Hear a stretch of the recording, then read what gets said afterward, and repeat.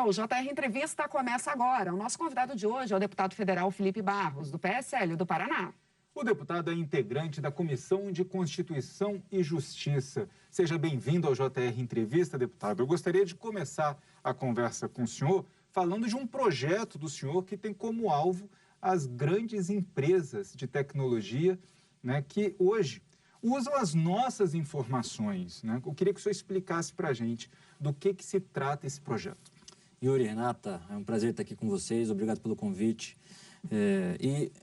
Protocolei, algumas semanas atrás, esse projeto que basicamente cria um novo imposto para as chamadas Big Techs, as empresas de tecnologia, esses grandes conglomerados que atuam em especial nas redes sociais. Basicamente Google e Facebook. Google, Facebook, YouTube, plataformas de pagamento que também se utilizam da internet, e os serviços de streaming, por exemplo, o Netflix e similares.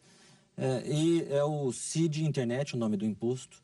É um imposto que nós estamos colocando para ser gerido de 3% através do lucro dessas empresas, lucro este gerado pelos usuários brasileiros. Apesar de parecer complicado, não é algo muito complicado. O fato é que essas grandes empresas hoje, apesar de gerirem produções e lucros no nosso país, não incide sobre elas nenhum tipo de imposto. Então, nós temos hoje essas empresas, como nós vimos acontecer, por exemplo, nos Estados Unidos, censurando usuários, fazendo atividades que, na prática, não deveriam ser feitas, e no Brasil não incide sobre elas nenhum tipo de imposto. Nós temos um grande debate no nosso sistema tributário como um todo, não só no nosso sistema tributário nacional, como no nosso sistema tributário internacional, sobre a reformulação das bases de cálculo que incidem hoje os impostos do nosso país. Porque, veja, pegar dois exemplos. A base de cálculo que se utiliza das mercadorias e dos serviços. Das mercadorias, via de regra, com os estados, através do ICMS. Os serviços, quem tributa, via de regra, são os municípios, através do ISS. Só que esses conceitos de mercadoria e de serviços, diante da reforma que nós estamos vivendo, que inclusive tem sido nominada pelos especialistas como algo da quarta revolução industrial em decorrência da tecnologia, esses conceitos estão se tornando cada vez mais obsoletos. Aquilo que era mercadoria 60 anos atrás não mais é mercadoria. Aquilo que era serviço passa a não ser mais serviço, ou então se estende muito o rol de serviços. E é dentro deste debate tributário que o meu projeto entra. Nós precisamos aplicar o sistema tributário a essas grandes empresas de tecnologia. É claro que todos nós defendemos menos impostos. Eu defendo o livre mercado, defendo, inclusive, a redução e a simplificação do nosso sistema tributário, que é algo burocrático, excessivamente burocrático, e caro, né? Corresponde a aproximadamente 35% do PIB, nossa carga tributária. Mas isso não significa que determinadas empresas possam ficar imunes ou simplesmente inimputáveis, como hoje são as empresas de tecnologia. Deputado, deixa eu ver se eu entendi. Essas empresas, elas geram conteúdo, assim como as empresas Sim. de comunicação geram conteúdo. As empresas de comunicação pagam impostos e essas empresas que também acabam gerando conteúdo não pagam impostos? É exatamente isso, Renata. Nós, por conta de toda a importância que a internet adquiriu nos últimos anos, em especial as redes sociais e o próprio fortalecimento da internet como um todo, apesar de serem empresas privadas, possuem uma função pública. Assim como vocês, jornalistas, as redes de comunicação, televisões, rádios, vocês têm uma função pública, uma função em prol do nosso país. E as redes sociais, por conta da tecnologia e de todo o debate público, também adquiriram essa função pública.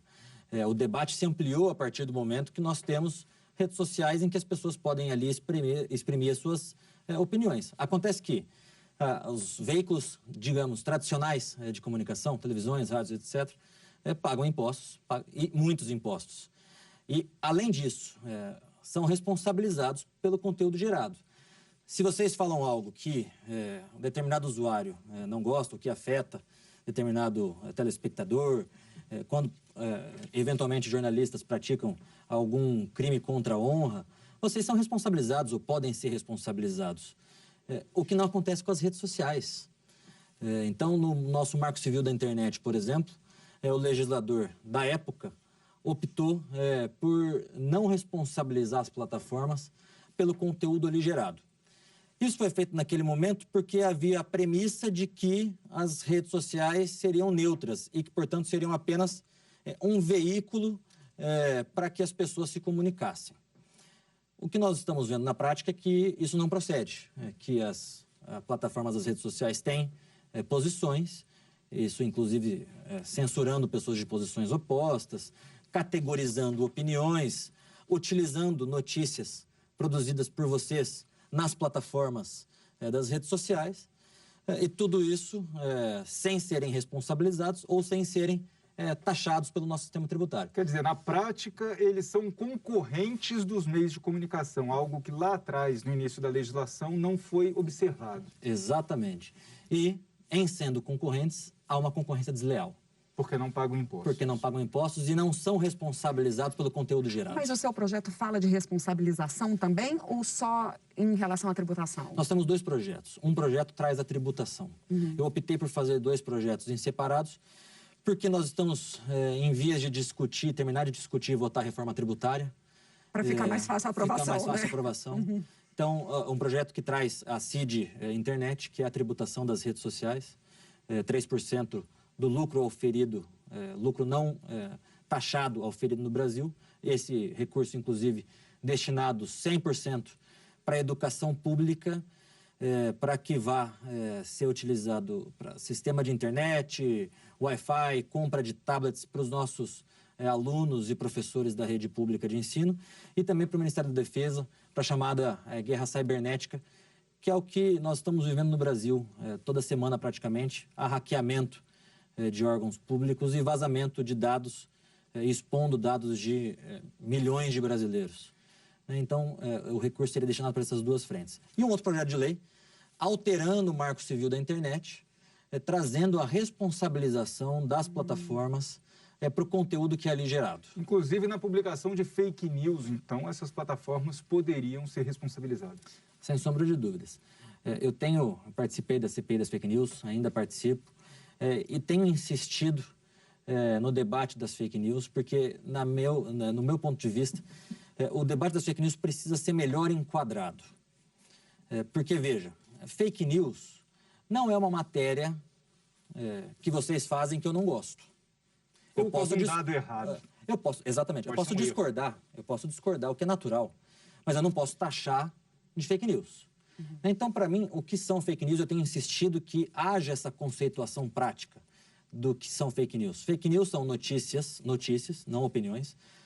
Então, um colunista de um jornal jamais pode ser taxado de fake news. Então, são notícias em que o jornalista sabe que aquilo é falso e, mesmo assim, insiste em publicar.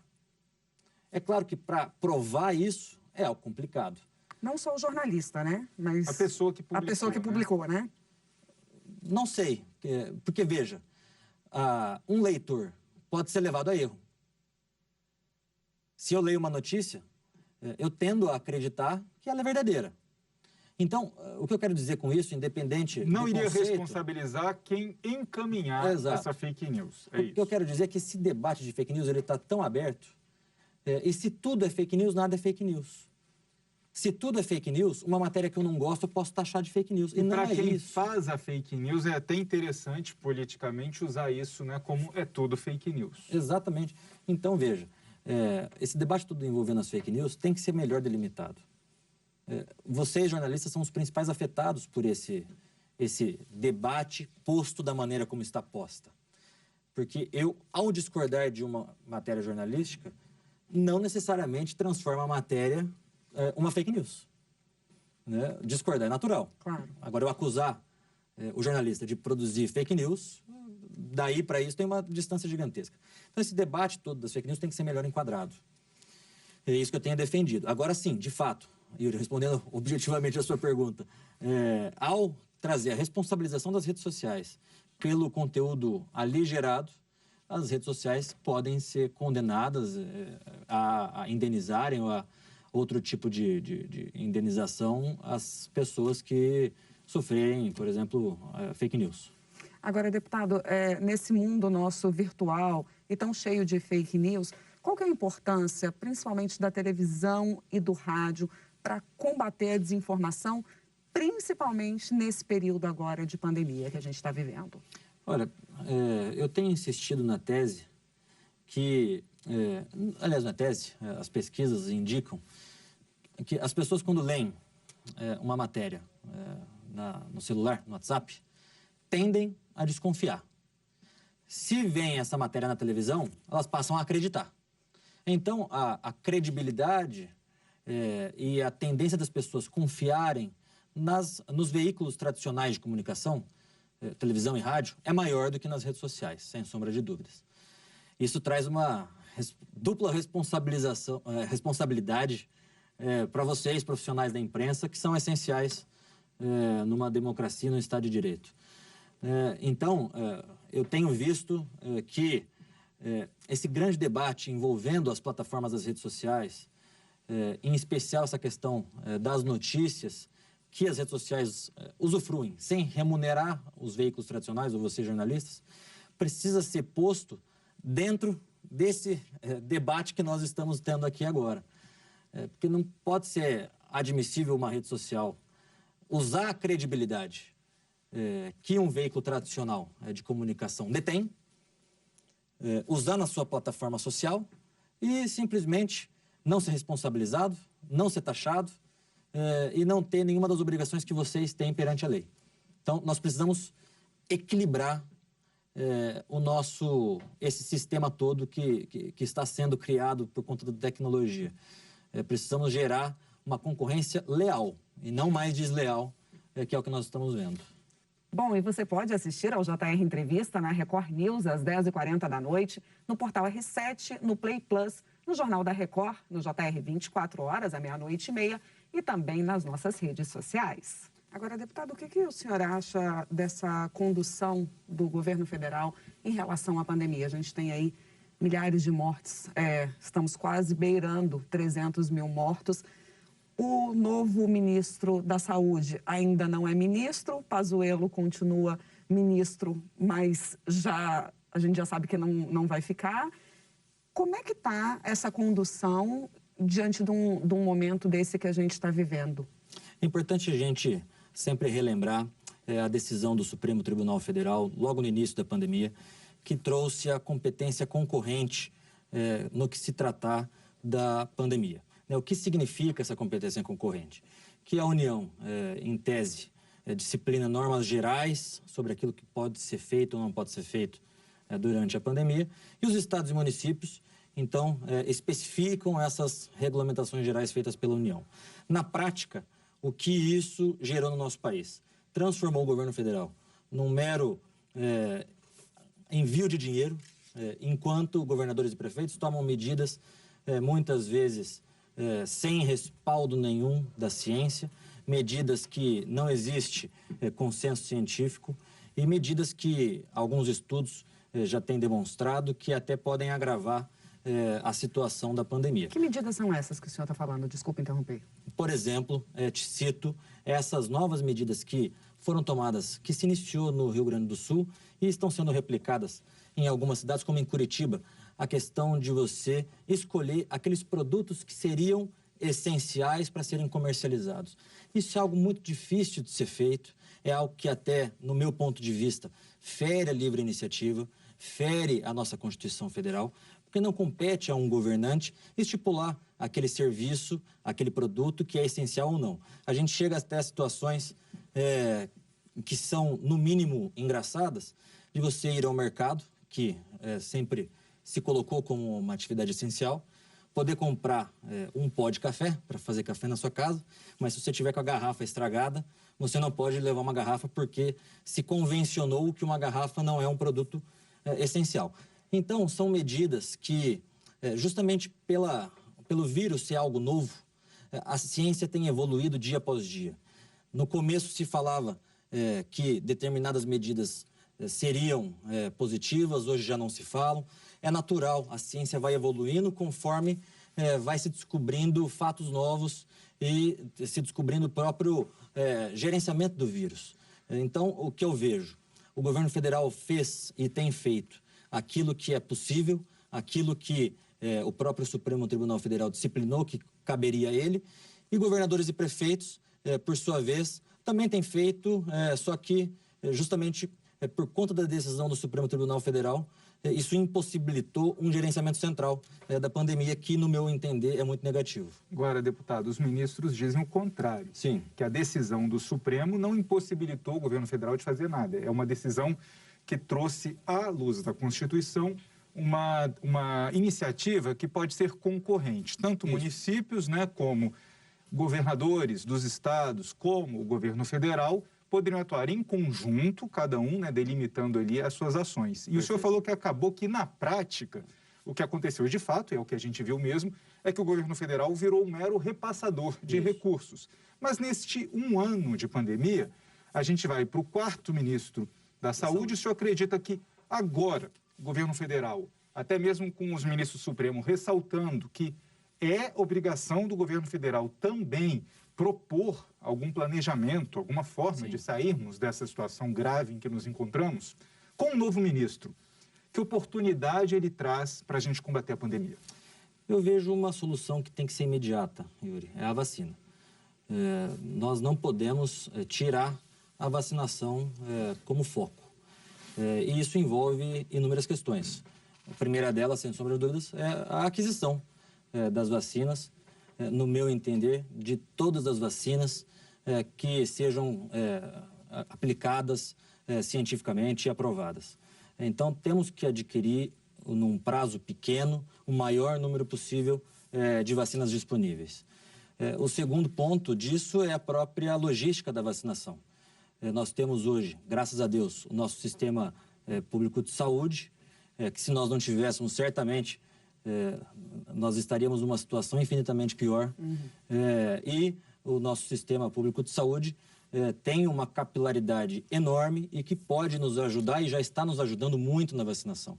Mas essa logística precisa ser feita pelo próprio Ministério da Saúde, de forma a coordenar os estados e municípios nessa vacinação. Então, são 2 pontos que precisam ser tratados imediatamente para que o maior número possível de brasileiros e brasileiras sejam vacinados. E, com isso, a gente possa, concomitantemente, voltando à normalidade das nossas vidas, as pessoas retornarem aos seus postos de trabalho e superar os desafios próximos que a pandemia vai nos trazer. Obrigado, deputado. O JR Entrevista faz um rápido intervalo e, na volta, a importância das reformas para superar a crise econômica causada pela pandemia. Estamos de volta com o JR Entrevista. O nosso convidado de hoje é o deputado federal Felipe Barros, do PSL do Paraná. Deputado, agora vamos falar das reformas estruturais que, para poderem tirar o Brasil da pandemia, ou pelo menos para a gente conseguir avançar um pouco mais. Reforma tributária, por exemplo. O presidente da Câmara, Arthur Lira, falou que em 8 meses dava para votar a reforma tributária. 8 meses dá para votar a reforma tributária em meio a essa pandemia?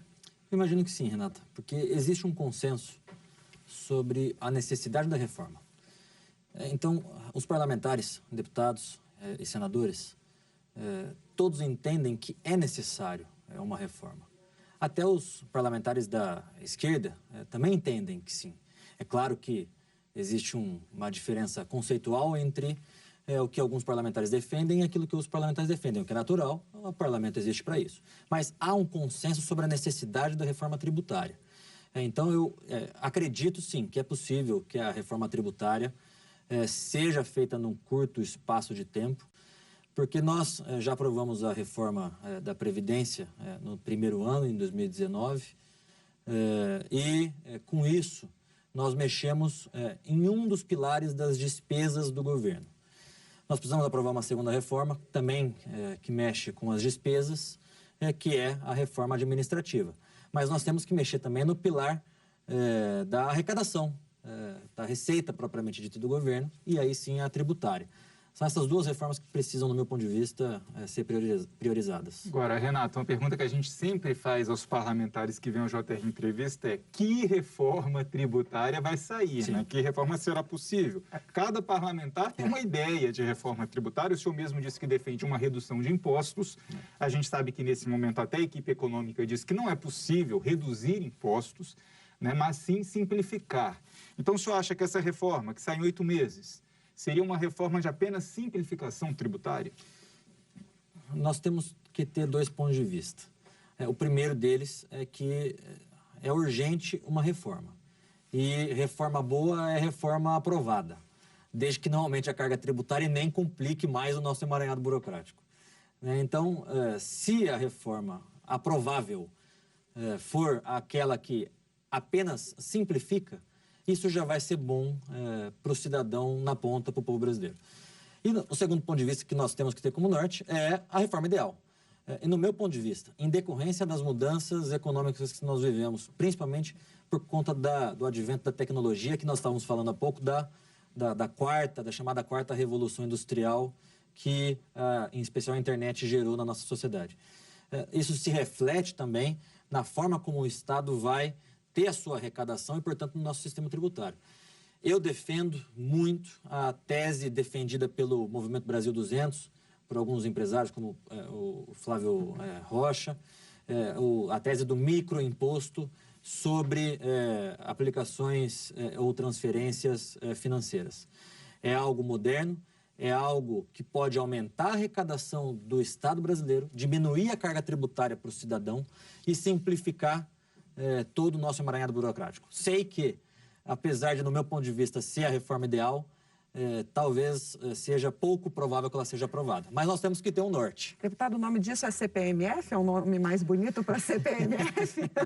Foi muito... em especial o ex-presidente da Câmara, o Rodrigo Maia, apelidou isso de CPMF, mas não é. E que o ministro Paulo Guedes não pode nem ouvir falar. Eu acho que nenhum cidadão brasileiro gosta de ouvir. Mas qual é a diferença, afinal, para a CPMF, se vai cobrar uma pequena taxa em cada transação bancária? A diferença é que esse microimposto, que apelidaram de CPMF, mas é um apelido horrível, seria substituído por todos os outros. Então, na época da CPMF, foi mais um criado.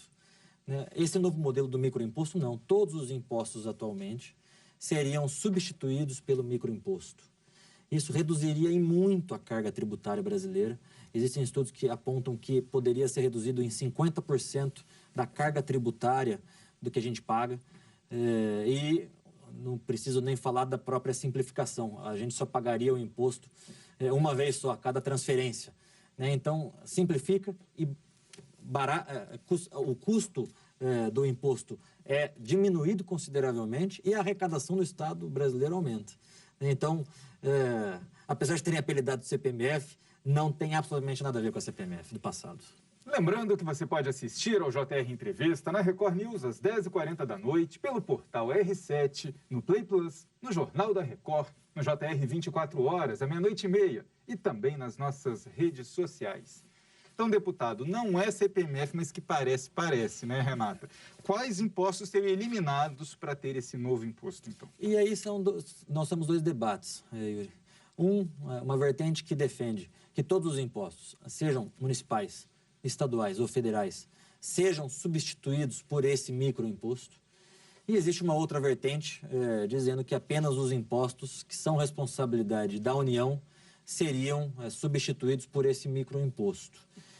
Isso tem que ser algo que, se evoluir na Câmara, certamente será debatido. Eu imagino e eu acredito, tenho defendido a tese de que todos os impostos, sejam eles municipais, estaduais ou federais, poderiam ser substituídos por esse microimposto. Eu gosto do termo microimposto porque, de fato, é isso mesmo. Seria algo em torno de 0,2% ou 0,3% de cada transferência bancária. Mas, repito, isso é um sonho. E confesso que é um pouco complicado e não sei se há ambiente no Congresso Nacional para aprovação de algo semelhante. Deputado, agora eu queria mudar de assunto, queria saber como é que está a negociação aí do presidente Jair Bolsonaro para ir para algum partido. O senhor acha que tem espaço, por exemplo, para ele voltar para o PSL, o senhor que é do PSL? Acho que sim, Renata. Tem trabalhado para isso. Eu, pessoalmente, sempre defendi essa tese. Antes das eleições municipais do ano passado, nós buscamos fazer essa reaproximação, que em decorrência até da própria eleição municipal ficou suspensa nesse período. Então, o próprio presidente retomou essas conversas com o PSL, assim como com outros partidos, outros partidos menores. Agora, defendo e tenho a convicção de que o melhor caminho é retornar ao PSL, porque já é um partido estruturado, um partido que o próprio presidente fez com que crescesse exponencialmente em decorrência da última eleição. Claro, tudo que acontecerá no ano que vem dependerá de qual partido o presidente Bolsonaro e nós estaremos. Eu acompanho o presidente para onde ele for, mas tenho defendido desde o ano passado a tese de voltarmos todos ao PSL. E o que deu errado naquele planejamento inicial do presidente, exatamente quando rompeu com o PSL, era levar todos os aliados para uma nova sigla. Por que não foi possível construir essa sigla? Eu acho que o principal dificultador, Yuri, foi a pandemia. Porque nós começamos a coletar assinaturas ainda no final de 2019, outubro, novembro, dezembro, até janeiro de 2020. Logo veio a pandemia, a primeira onda, os primeiros fechamentos, isolamentos e tudo mais. Inclusive cartórios fechados. Cartórios fechados. E tudo isso foi claramente um dificultador. As pessoas não mais saíam tanto às ruas, nós não contávamos mais com o engajamento de muitas pessoas voluntárias que iam para as ruas coletar assinaturas em prol do Aliança pelo Brasil. Então, a pandemia... Aliás, um outro exemplo, a própria justiça eleitoral, trabalhando, obviamente, em home office e tudo mais. Então, a pandemia foi o grande dificultador do processo do Aliança pelo Brasil.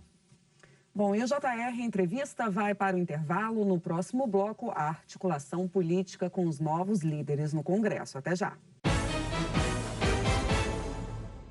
Estamos de volta com o JR Entrevista e aqui com a gente hoje o deputado federal Felipe Barros, do PSL do Paraná. Deputado, o governo conseguiu uma vitória no Congresso Nacional, conseguindo a vitória de 2 presidentes, tanto no Senado como na Câmara, mais alinhados à base governista. Isso muda a articulação política? O senhor acredita que esse ano vai ser um ano de mais aprovações, de maior afinidade do Congresso Nacional com o Poder Executivo? Tenho certeza disso, Yuri. E os próprios fatos já estão demonstrando isso. Logo nas primeiras semanas, após a eleição do presidente Arthur Lira, matérias que estavam engavetadas há anos, como a independência do Banco Central, foram rapidamente votadas. Então, sim, certamente essa nova composição das lideranças da Câmara dos Deputados e do Senado proporciona ao governo e, portanto, ao povo brasileiro que essas reformas que estavam paradas sejam aprovadas num curto espaço de tempo. Rodrigo Maia estava empatando o jogo? Sem sombra de dúvidas. Eu, inclusive, não tenho receio algum de dizer que muitas vezes, inclusive, sabotando o próprio governo federal. Foi feito todo o esforço no primeiro ano pela aprovação da reforma da Previdência. Graças a Deus foi aprovada, senão estaríamos numa situação fiscal muito ruim agora em decorrência da pandemia. Mas ele fez muito esforço pela aprovação da Previdência, né? Sim, isso é um fato, era uma pauta, inclusive do próprio Rodrigo Maia, à época do ex-presidente Michel Temer. Então, sim, foi fundamental naquele momento, mas após isso, Renata, após a aprovação da reforma da Previdência, passou a atuar como um verdadeiro sabotador das pautas do governo federal. E que pautas que o senhor acha que devem ser executadas esse ano? Porque nós temos o governo com 2 interesses distintos de pautas de costumes e de pautas econômicas, das reformas. Temos a pandemia no meio do caminho. O senhor acha que tem que haver prioridade para um tipo de pauta? Sem sombra de dúvidas. Por exemplo, no primeiro ano, a prioridade foi a reforma da Previdência.